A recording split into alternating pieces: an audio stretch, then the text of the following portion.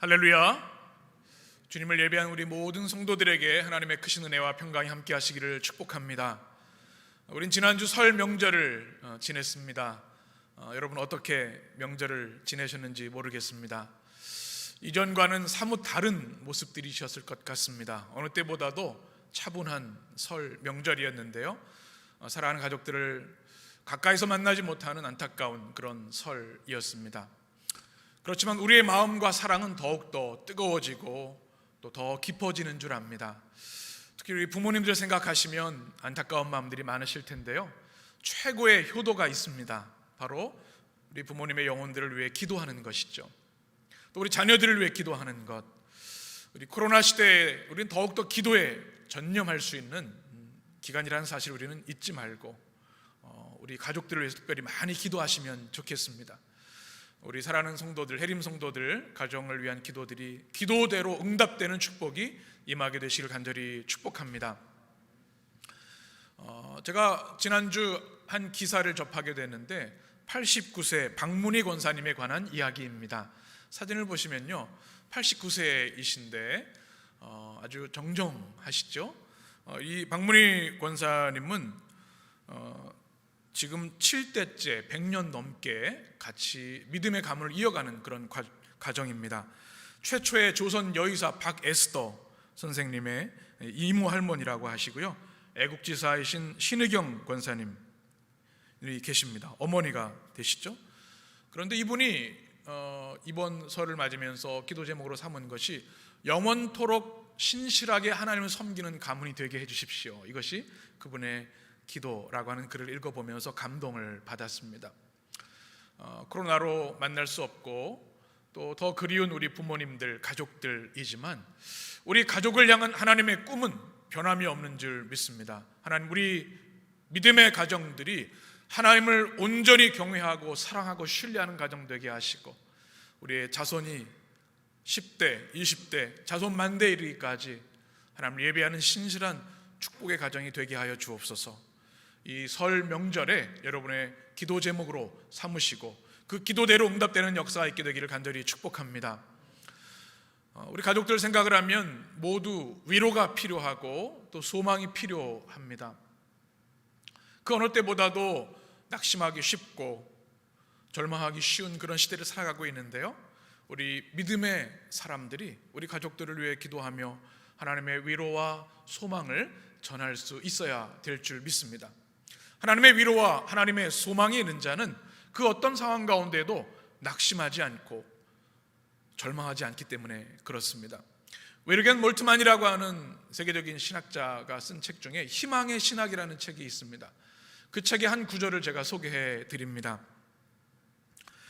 참으로 행복한 삶은 희망을 가지고 사는 삶입니다. 하나님의 사랑과 정의가 실현된 하나님 나라를 희망하는 삶, 그 자체가 행복한 삶입니다. 희망을 가진 사람은 행복 속에서만 기뻐하지 않고 고난 속에서도 기뻐할 수 있습니다. 십자가와 부활의 신앙을 가진 사람들은 모든 절망을 극복하고 내일을 여는 희망의 사람들입니다. 그 희망은 전능하신 하나님에게 뿌리를 두고 있기 때문입니다. 여러분 아멘이 되시죠? 네. 그 어느 때보다도 힘들고 어려운 시대이지만 우리는 그 어느 때보다도 희망의 하나님을 바라보고 의지해야 될 줄 믿습니다. 하나님을 믿는 믿음이 있는 사람들은 절망의 때에도 낙심하지 않고 고난의 때에도 오히려 하나님의 임재로 인해 기뻐할 수 있는 줄 믿습니다. 십자가와 부활의 신앙이 있는 자들은 이 어려운 시대에 오히려 희망을 여는 내일의 사람들, 희망의 사람들인 줄 믿습니다. 우리 성도들이 각자의 있는 자리에서, 가정에서, 일터에서 이렇게 하나님의 희망과 소망과 위로를 전하는 복된 백성들이 되시기를 축복합니다. 우리가 신년 말씀으로 여호수아 오늘 마지막 시간에 말씀을 나눕니다. 하나님께서 이 여호수아를 사용하실 때 주신 은혜가 있는데 뭔가 하면 하나님 먼저 말씀을 주시고 먼저 희망을 주시고 먼저 위로를 주셨다는 사실입니다. 너는 일어나라. 뭐죠?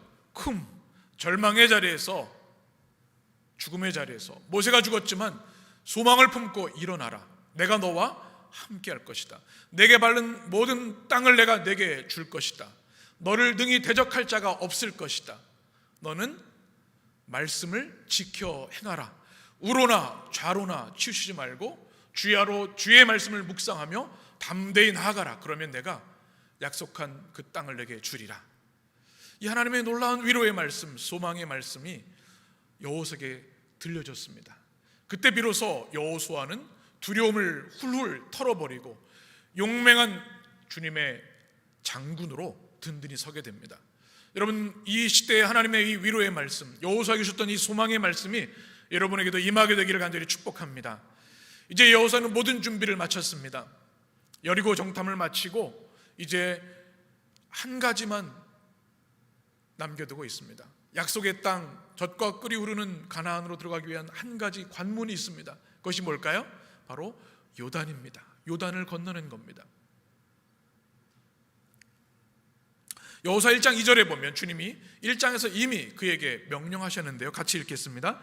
내 종 모세가 죽었으니 이제 너는 이 모든 백성과 더불어 일어나 이 요단을 건너 내가 그들 곧 이스라엘 자손에게 주는 그 땅으로 가라. 아멘.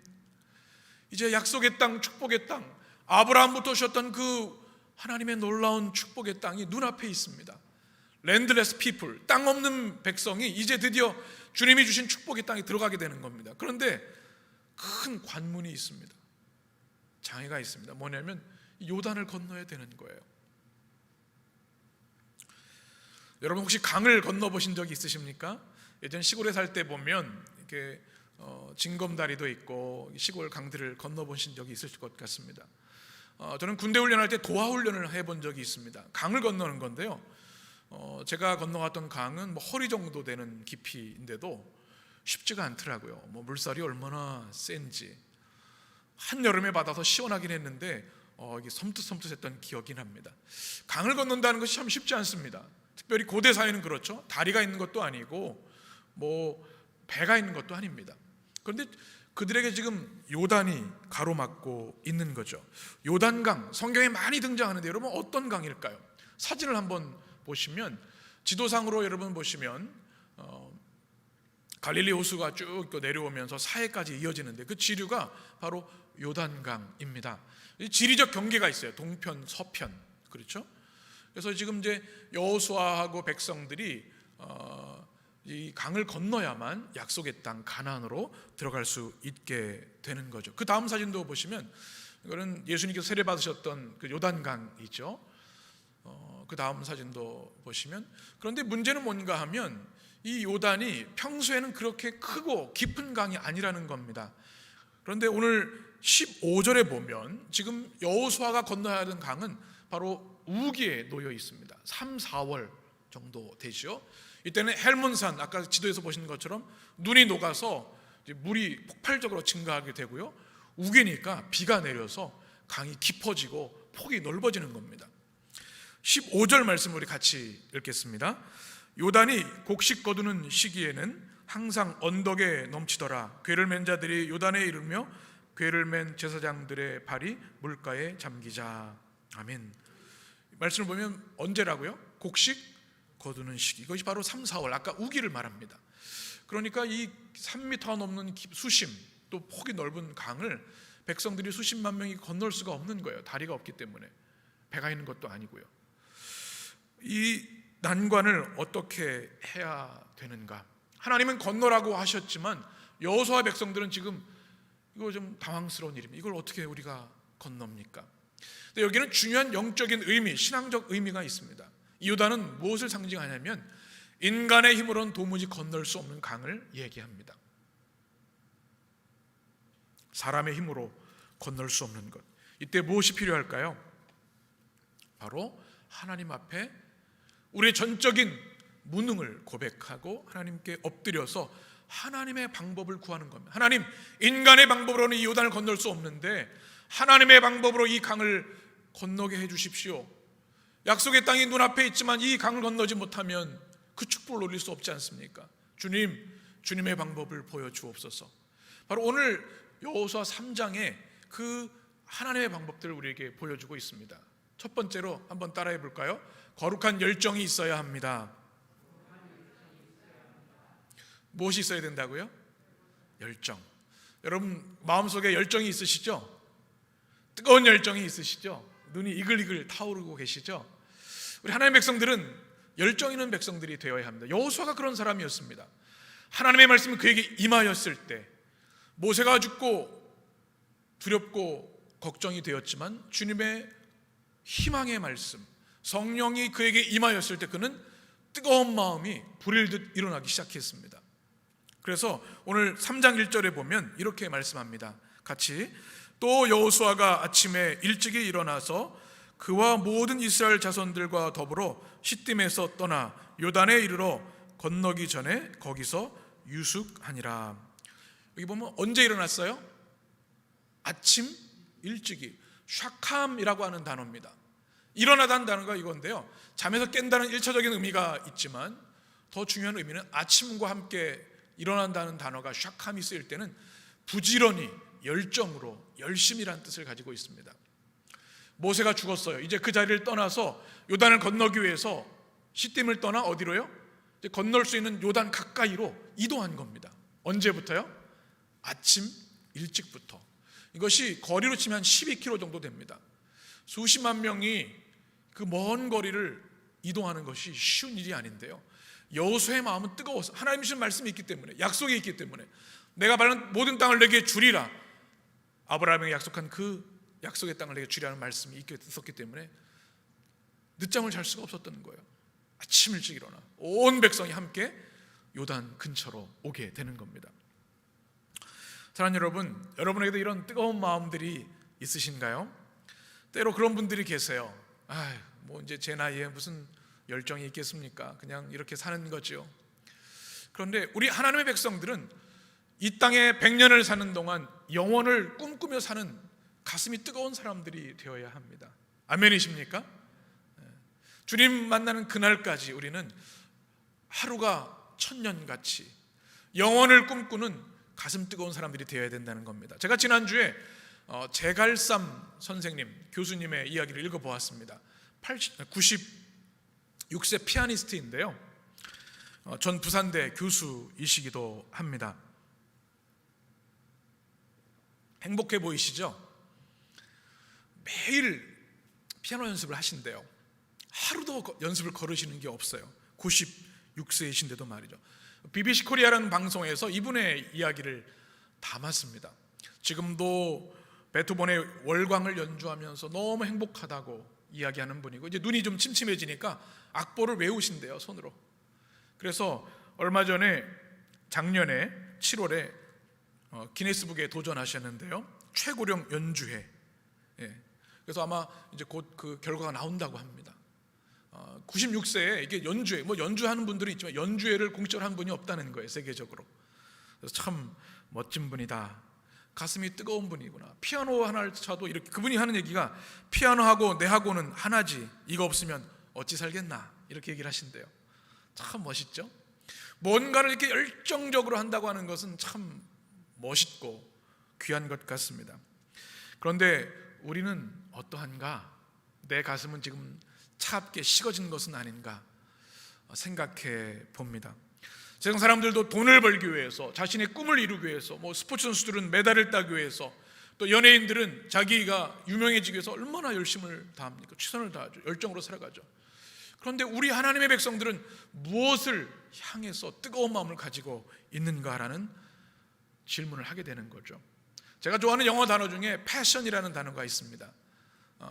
자막을 보시면 F가 아니라 P죠. 패션, 이게 열정, 부지런함이라는 뜻인데요, 이 P를 대문자로 쓰면 이제 우리 사순절을 맞이하게 되는 그리스도의 순환, 십자가, 희생이라는 단어를 가지고 있습니다. 패스라는 어원이 이게 느끼다라는 것, 가슴이 뜨거운 걸 느낀다는 것. 저는 이 단어를 묵상하는데 이런 마음이 들었어요. 하나님의 최고의 열정은 뭘까요? 그 클라이막스는 십자가입니다. 온 인류가 더 이상 사단의 노예가 되고 죄의 노예가 되어 비참한 생을 마감하는 것이 아니라 그들이 죄의 잔해에서 하나님의 자녀되는 은혜를, 구원과 영생을 주시기 위해서 하나님의 열정이 십자가에 임한 겁니다. 죄 없으신 하나님이 직접 죄사함과 보혈의 피를 흘려주신 것, 그만한 열정이 어디 있겠습니까? 여러분 마음에 십자가가 있으시죠? 우리 크리스천들은 마음에 십자가가 있죠. 뭐예요 그게? 패션, 그리스도의 십자가, 하나님의 열심, 하나님의 뜨거운 사랑이 우리 안에 있기에 우리는 가슴이 뜨거운 사람들이 되어야 할 줄 믿습니다.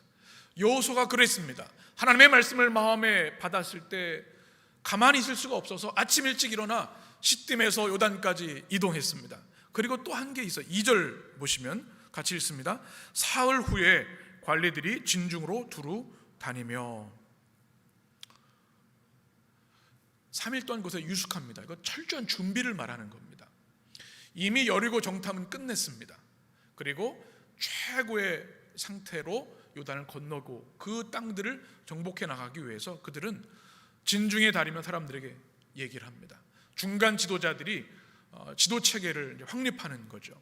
수만 명이 움직일 때 한 사람처럼 움직여야 되기 때문에 열정으로 철저하게 준비한 여호수아의 모습을 보게 됩니다. 여러분, 우리가 하나님의 백성들로서 착각하는 것 중에 하나가 이것입니다. 우리 하나님께 모든 걸 다 맡겼으니 우리는 아무것도 안 해도 된다라고 하는 큰 착각입니다. 하나님께 모든 것을 맡겼으니 우리 또한 최선을 다해야 되는 것이 성경의 가르침입니다. 여러분 아멘이시죠? 그래서 우리 크리스천들은요, 어느 곳에서나 야 누구는 최선을 다하는 사람이야, 참 귀한 사람들이야, 이런 칭찬을 받아야 되는 거예요. 학교에서도 직장에서도 가정에서도 야 정말 가슴이 뜨거운 사람이다, 최선을 다하는 사람이다. 그리고 방역에 있어서도 최선을 다해야 되는 거죠. 그것이 하나님의 백성들의 특징이 되어야 하는 겁니다. 왜냐하면 우리 안에 하나님을 향한 뜨거운 사랑이 있기 때문에 그렇습니다. 그럴 때 하나님께서는 우리의 삶을 통해 역사하시고 또 요단을 건너게 하는 축복을 주실 줄 믿습니다. 하나님은 우리의 최선을 요구하는 하나님이십니다. 오살 챔버스 그 책을 제가 소개해드린 적이 있는데 제가 인용해서 읽어드리겠습니다. 하나님은 다 아십니다. 다른 모든 고려할 사항들을 내려놓고 하나님 앞에서 이 한 가지만 생각하십시오. 최상의 하나님께 나의 최선을 드리리라. 단호하게 결심하십시오. 온전히 그분을 위해, 오직 그분을 위해 살기로. 여러분, 이 오스왈드 챔버스의 고백이 여러분의 고백이 되었으면 좋겠어요. 최상의 하나님께 나의 무엇을 드려요? 최선을 드리는 겁니다. 예배가 뭡니까? 그냥 남는 시간 그냥 의무적으로 습관적으로 드리는 것이 아닙니다. 하나님께 드릴 수 있는 나의 최선을 다해서 기도하고 찬양하고 말씀을 받고 주님께 예물을 드리는 거, 이 예배입니다. 최선을 드리는 겁니다. 기도도 마찬가지예요. 말씀도 마찬가지죠. 이 여호수아처럼 거룩한 열정이 여러분 가운데 불타올라서 하나님 약속하신 약속의 땅 건너가기 위해 요단을 건너는 믿음의 사람들 되시길 간절히 축원합니다. 한번 따라하겠습니다. 두 번째, 어떻게 우리가 요단을 하나님의 방법으로 건널 것인가? 우리 자막을 보며 읽겠습니다. 말씀의 인도하심을 받아야 합니다. 아멘. 무엇을 받아야 돼요? 하나님의 말씀의 인도함을 받아야 된다는 겁니다. 우리가 아무리 최선을 다해도 그것으로는 어림도 없는 일입니다. 우리가 최선을 다하는 것은 기본이 되는 것이지만 그것만으로 이 건널 수 없는 요단을 건널 수가 없습니다. 하나님의 방법으로 건너기 위해서는 하나님의 말씀이 중심에 있어야 합니다. 무엇이 있어야 돼요? 하나님의 말씀이 우리 중심에 있어야 이 요단을 건널 수 있습니다. 여호수아 3장 3절 말씀 같이 읽습니다. 백성에게 명령하여 이르되 너희는 레위 사람 제사장들이 너희 하나님 여호와의 언약궤 매는 것을 보거든 그 뒤를 따르라. 아멘. 여기 보면 중요한 핵심 단어가 있습니다. 뭘까요? 여호와의 언약궤. 이 요단을 건너는 요단강 도하 기적의 중심에 뭐가 있었냐면 언약궤가 있었습니다. 사진을 한번 보시면 언약궤는 이게 정말 가장 값진 궤죠. 우리가 이거를 언약궤라고 하고 그 위에 보시면 이제 천사들이 있죠. 천사의 날개가.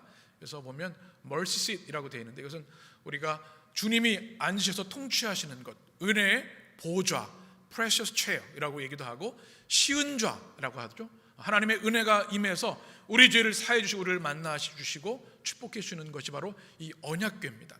이것이 너무나 중요한 거예요. 그 다음 사진 보시면 왜 그런가? 이 언약궤는 하나님의 말씀에 상징입니다. 모세가 받았던 10계명의 두 돌판이 그 안에 들어있고요, 아론의 쌍난지팡이와 만나가 들어있죠. 출애굽의 기적을 허락하신 하나님의 증거가 있다. 증거궤라고도 얘기를 합니다. 법궤라고도 얘기를 합니다. 그런데 가장 중요한 게 뭐냐면 이것이 바로 하나님의 강력한 임재, 그것이 언약궤라는 사실입니다. 여러분, 이스라엘 백성들이 광야에서 이동할 때 가장 앞서 있는 중심에 있는 것이 바로 언약궤입니다. 그리고 이제 머무를 때 어떻게 해요? 성막을 중심으로 모여. 성막 중심에 뭐가 있어요? 지성소에 바로 이 언약궤가 있는 겁니다. 아무나 그 지성소에 못 들어가는 거죠. 1년에 한 번 대속죄일에 대제사장이 성결 예식을 하고 나서 방울을 달고 들어가는 것이 바로 지성소인데, 그 안에 있는 게 뭐예요? 바로 이 언약궤입니다. 거룩하고 강력한 하나님의 임재. 이 요단강을 그냥 내 힘과 내 경험과 내 지식으로 건널 수 있는 것이 아니라 하나님의 전적인 도우심이 있어야 되기 때문에 하나님의 말씀이 그 중심에 있어야 하는 거죠. 사랑하는 성도 여러분, 우리가 혼란하고 힘든 시대를 살아가고 있는데요, 여러분의 중심에 하나님의 말씀이 있으면 흔들림이 없게 되는 줄 믿습니다. 우리의 삶의 언약궤, 성소가 회복되어야 됩니다. 구약 시대에는 성막이 있었지만 지금 우리 성령 시대에는 우리의 심령에 거하시는 성령께서 우리 안에 머무셔서 내 영혼의 지성소, 그곳에 주님의 말씀이 중심에 있어야 된다는 겁니다. 그 중심에 말씀이 없는 사람은 흔들리고 넘어지고 절망할 수밖에 없죠. 그러나 그 중심에 하나님의 언약궤 말씀이 있는 자는 그 어떤 바람에도 흔들리지 않습니다. 하나님의 강력한 임재와 약속과 말씀이 함께하기 때문에 하나님의 말씀에 능력이 있습니다. 하나님 말씀으로 천지를 창조하시고 말씀으로 한 민족을 이루어주셨고 말씀으로 출애굽을 주셨고 홍해를 건너게 하셨고 바위에 샘이 나게 하셨고 홍해를 건널 뿐만 아니라 요단을 건너게 하시고 이제 나오는 여리고도 정복하게 하셨습니다. 무엇으로요? 말씀으로. 하나님의 말씀이 육신이 되셔서 이 땅에 예수 그리스도로 오셔서 우리의 죄를 위해 십자가에 죽으심으로 우리 죄를 용서하시고 구원과 영생을 주셨습니다. 무엇으로? 말씀으로. 여러분이 어려운 때에 말씀의 은혜를 사모하고 여러분의 중심에 말씀이 굳건히 세워지게 되기를 간절히 축복합니다. 또 하나 중요한 것은 4절의 말씀 보게 되면 이 언약궤는 그것을 바라보는 것이 중요합니다. 4절을 같이 읽겠습니다.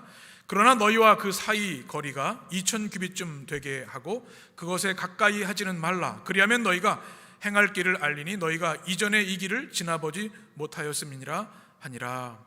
아멘. 무슨 말씀일까요? 오늘 말씀 보게 되면 하나님 말씀 언약궤 가까이 가는 게 좋을 것 같은데 거리를 두라고 말해요. 얼마나요? 2000규빗, 보통 900m 정도를 말합니다.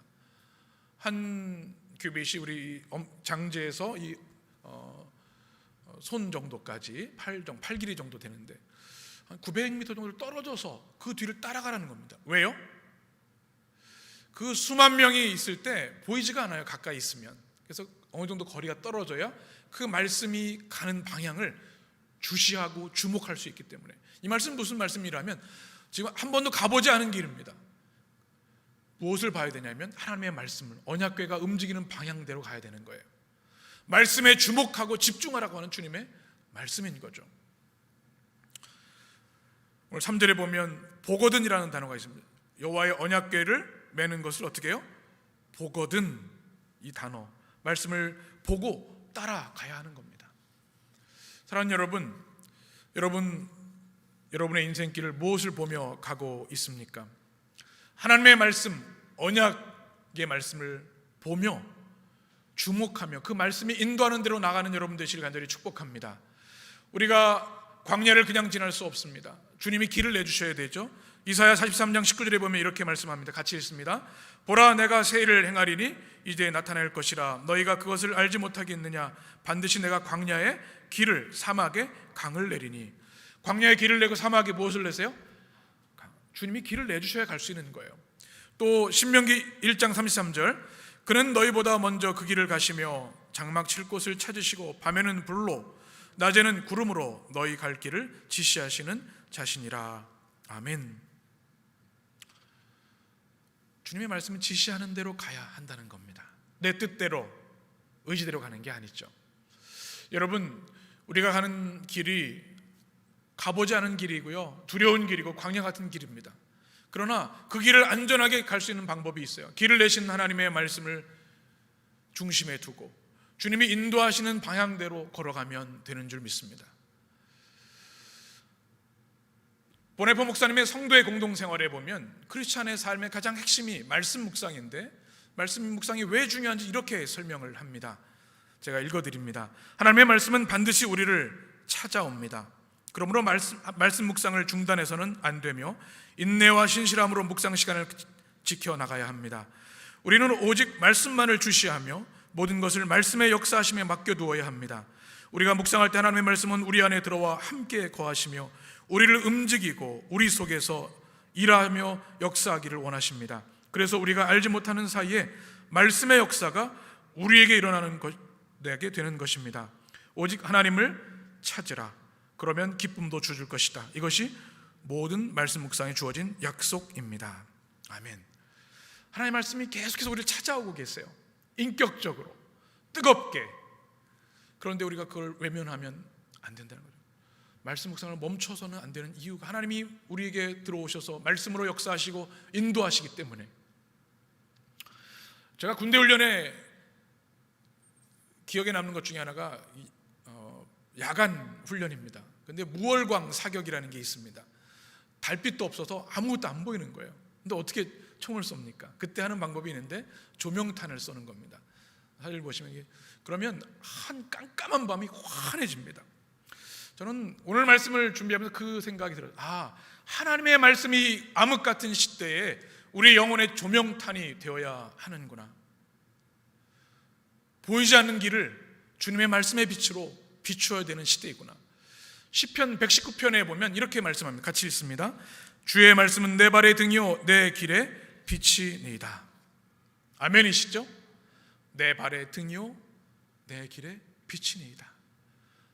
앞이 보이지 않는 이 시대에 하나님의 말씀이 여러분의 중심에, 하나님의 말씀에 주목하여 인도하시는 대로 순종하며 나가는 여러분 되시기를 축복합니다. 여호수아는 한 가지를 더 우리에게 강조하고 있는데요, 한번 따라하겠습니다. 자신을 성결하게 하라. 성결하게 하라. 5절 말씀, 여호수아가 또 백성에게 이르되 너희는 자신을 어떻게 하라? 성결하게 하라. 여호와께서 내일 너희 가운데 기이한 일을 행하시리라. 히드가티시라고 하는 단어, 성결하게 하라라는 단어를 우리는 주목해야 합니다. 강을 건너는데 무슨 성결하게 하는 게 무슨 의미가 있는가? 무슨 지지대를 만들어야 되는 게 아니고, 그런데 주님은 다른 것 요구하지 않으시고 너희 자신을 성결하게 하라. 이 명사가 코데시, 거룩, 성결이라는 단어를 가지고 있는 것은 하나님께 드리는 제물, 흠없는 제물을 말합니다. 또 하나는 뭐냐면 하나님의 성품, 거룩의 성품에 참여해야 한다는 겁니다. 여러분, 하나님께서 구약성경을 보면서 이런 질문을 갖게 됩니다. 왜 하필이면 이스라엘 백성들을 택하셨을까? 수많은 민족 중에 이스라엘 백성들의 조상을 핫비루라고 합니다. 이거는 히브리 노예란 뜻을 가지고 있어요. 참 비참한 사람들이에요. 땅도 주권도 없는 방랑하는 사람들. 하나님 그 당시에 가장 연약하고 힘없는 사람들을 택하셨어요. 땅 없는 백성들을. 왜 그들을 택하셨을까요? 한 가지 이유입니다. 그들을 거룩하게 하기 위해서. 하나님과 교제하기 위해서는 그들이 성결해야 되게 되는데 아무것도 가진 거 없고 정말 고난받는 그들이 주의 말씀을 온전히 순종할 수 있을 거라고 주님은 믿으셨기에 그들을 택하셨습니다. 그리고 그들을 어떻게 삼으셨어요? 하나님의 백성 삼으시고 제사장 나라를 삼으셨습니다. 제사장인 나라가 라틴어로 폰티팍스라는 단어를 가지고 있는데 이것은 다리를 놓는다는 뜻입니다. 이 이스라엘을 축복하기 위함이기도 하지만 그들을 통해서 그 주변의 모든 민족들을 구원하기 위해서, 구원의 다리를 놓기 위해서 이스라엘을 택하신 겁니다. 그때 요구하신 단 한 가지, 레위기 11장에 있는 말씀 같이 읽습니다. 나는 너희의 하나님이 되려고 너희를 애굽 땅에서 인도하여 낸 여호와라. 내가 거룩하니 너희도 거룩할지니라. 아멘.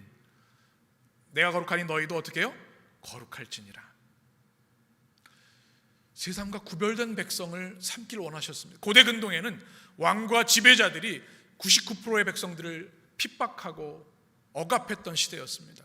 사람 죽이는 것 아무것도 아니었습니다.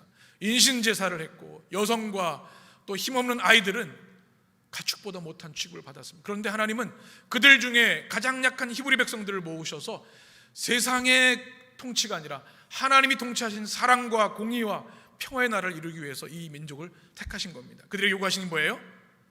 거룩하라. 내가 거룩하니 너희도 거룩하라. 이제는 사람의 통치 방법이 아니라 살아계신 여호와 하나님만이 왕이 되셔서 그들을 아름답고 행복하고 거룩하고 성결하게 통치할 것이다. 이것이 그들을 부르신 목적이었습니다. 여러분, 성결한 주의 백성들이 되시길 간절히 축복합니다. 어떻게 해야 돼요? 버릴 것을 버려야 합니다.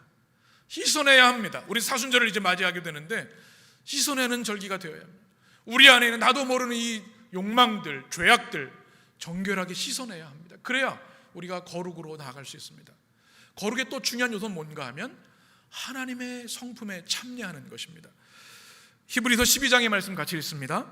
그들은 잠시 자기의 뜻대로 우리를 징계하였거니와 오직 하나님은 우리의 유익을 위하여 그의 거룩하심에 참여하게 하시느니라. 아멘. 여러분, 이 말씀이 참 놀라운 말씀입니다. 우리가 무엇에 참여한다고요? 그의 거룩하심, 하나님의 거룩하심. 이것은 놀라운 축복입니다. 우리는 하나님의 거룩하심에 참여함으로 하나님과 연합하게 될 수 있는 거죠. 그러면 그 누구도 우리를 해하거나 넘어뜨릴 수 없습니다. 이것을 여호수아는 알았습니다. 그래서 이제 만나게 될 강력한 가나안 족속들을 이기기 위해서 무기를 정돈한 것이 아니라, 전략을 짠 것이 아니라 하나님 앞에 너희 자신을 먼저 성결하게 하라. 그러면 하나님이 연합하시고 대장 되어 주셔서 대신 싸워주셔서 이길 수 있기 때문에 여호수아는 그렇게 명한 것입니다. 하나님이 거룩하게 하라고 하는 명령하신 분명한 이유가 있습니다. 그것은 바로 우리에게 진정한 복을 주시기 위해서, 그리고 승리를 주시기 위해서. 이 혼탁하고 어려운 시대에 우리 성도들에게 동일한 줄 믿습니다. 자신을 성결하게 하라, 이 말씀에 여러분이 아멘이 되셔서 거룩하게 됨으로 복을 받고 거룩하게 됨으로 승리하는 여러분 되시길 간절히 축복합니다. 저는 지난주 설교를 준비하면서 두 단어를 하가의 묵상으로 묵상했습니다. 여러분, 지난주 말씀 묵상 기억하시죠? 읊조림의 묵상, 내 영혼에게 말하는 묵상, 끊임없이 하나님의 말씀이 내 안에 거하게 하는 주야로 말씀 묵상하는 방법, 하가 말씀을 드렸죠. 한번 따라해 볼까요? 건너라. 이 말씀을 계속 입으로 영혼으로 묵상했습니다. 건너라. 아무리 여호수아가 준비되어 있어도 이 요단을 건너지 못하면 그 약속의 땅에, 축복의 땅에 들어갈 수가 없는 거예요. 그런데 주님 주신 명령, 건너라. 사랑하는 여러분, 우리 건너야 할 것들이 참 많이 있어요. 이 코로나19도 건너야 되겠죠. 우리 개인적인 삶의 어려움도 건너야 합니다. 우리 힘으로 건널 수 없는 것들 건너야 합니다. 이 사순절기에 우리 사랑하는 성도들에게 이 건너는 은혜가 있게 되기를 간절히 축복합니다. 또 제가 묵상한 하가의 묵상은 한번 따라해 보실까요? 기이한 일들. 원어로 보면 니플라오트라고 하는 단어로 쓰여져 있습니다. 5절 말씀을 한번 보시면, 너희 자신을 성결하게 하라. 여호와께서 내일 너희에게 무엇을 행하시리라? 기이한 일들을 행하시리라. 이게 무슨 말씀일까요? 우리 인간이 상상할 수 없는 하나님의 위대한 역사, 경이로운 하나님의 축복들이 일어나게 될 것이다. 하나님의 방법으로 요단을 건너는 자들에게 하나님께서 이 경이로운 일들, 영어로는 wonder 또는 amazing things 이렇게 번역하고 있습니다. 놀라운 하나님의 역사들이 임하게 된다는 사실입니다. 새해를 맞이했고 또 우리가 새 달을 맞이하고 또 희망차게 나아가는데요, 여전히 우리에게 건너야 할 것도 많고 어려운 일도 많이 있습니다. 그런데 우리 하나님의 백성들은 낙심하지 않고 절망하지 않습니다. 왜 그래요? 하나님의 손길이 우리와 함께 하시기 때문에, 하나님께서 기이한 역사를 우리 가운데, 놀라운 역사를 우리 가운데, 하나님의 기적적인 축복을 우리에게 행하실 것이기 때문인 줄 믿습니다. 우리 성도들의 개인과 가정, 우리 해림교회 하나님께서 이 놀라운 기이한 역사들을 이루어주시기를 간절히 축복합니다. 이제 수요일, 성회 수요일을 시작으로 사순절이 시작됩니다. 무엇을 묵상하는 절기입니까? 주님의 고난과 십자가, 사순절의 십자가, 여러분 깊이 묵상하는 여러분 되셨으면 좋겠습니다. 사진을 한번 보시면요, 깊이 주님의 십자가를 묵상해야 합니다. 제가 기이한 일들이라는 단어를 하가 묵상으로 하면서 가장 놀라운 하나님의 기이한 역사, 기적적인 축복은 십자가임을 고백하지 않을 수 없었습니다. 완전한 절망과 죄의 노예로 살아갈 수밖에 없는 우리들을 십자가를 통해 하나님의 거룩하고 존귀한 백성으로 삼아 주셨습니다. 죽음을 정복하시고 우리에게 영생을 허락해 주셨습니다. 우리 절망을 끊으시고 희망과 소망의 역사를 주셨습니다. 무엇을 통해? 십자가의 기이한 기적 같은 하나님의 사랑과 역사를 통해서. 이제 또 한 주간을 시작합니다. 우리 사랑하는 성도 여러분, 우리가 건너야 할 것 요단이 우리들 앞에 놓여 있습니다. 주신 말씀을 여러분 마음에 새기시길 바랍니다. 거룩한 열정으로 최선을 다해야겠습니다. 말씀과 예배와 기도와 또 섬김에 최선을 다하시는 여러분 되시길 바랍니다. 또 우리는 하나님의 말씀을 중심에 두고 그 말씀을 따라가야겠습니다. 말씀에 주목해야 된다는 거죠. 또 다른 무엇보다 자신을 성결하게 함으로 하나님과 연합해야 하겠습니다. 그때 주님께서 우리에게 내가 내일 기이한 일을 행하리라, 그 말씀대로 여러분의 삶과 우리 교회 위에 임하게 되기를 간절히 축원합니다. 기도하겠습니다.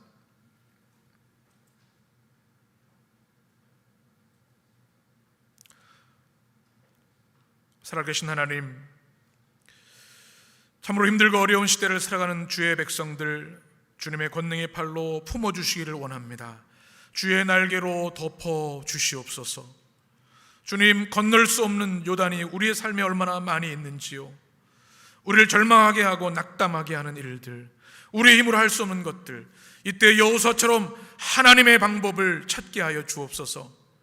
주 앞에 엎드려 주님, 우리 모두가 주님의 명령대로 건너라, 우리의 거룩의 열정으로 최선을 다하게 하시고 말씀의 중심에 서게 하시며 자신을 성결하게 함으로 이 요단들을 건너는 믿음의 축복이 있게 하여 주옵소서. 특별히 우리 모든 성도들에게 기적적인 하나님의 은혜 행하여 주셔서 이 어려운 때 살아계신 하나님과 동행하며 승리하게 하여 주옵소서. 우리 주님 예수 그리스도의 이름으로 기도합니다. 아멘.